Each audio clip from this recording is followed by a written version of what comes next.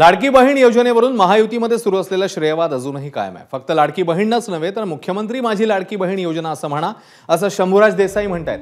अजित पवारांच्या व्यासपीठावर माझी लाडकी बहीण असाच योजनेचा उल्लेख होता, त्यावरून मंत्री शंभूराज देसाईंनी हा टोला लगावलाय।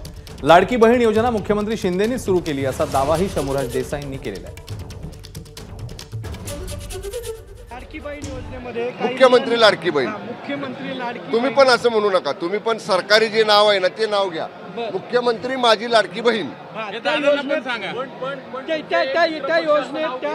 घ्यायला लागलेत कालपासून, बरोबर ना।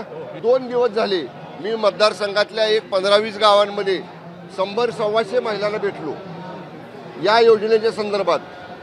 माझे व्हिडिओ आहेत माझ्या मतदारसंघातले की महिलांना विचारलं की ही योजना कोणी आणली तर महिला स्पष्ट सांगतात शिंदे साहेबांनी आणली। त्यामुळे महिलांच्या मध्ये हे नक्की आहे की ही योजना शिंदे साहेबांच्या नेतृत्वाखालच्या महायुतीच्या सरकारने आणलेली आहे। एबीपी माझा, उघडा डोळे बघा नीट।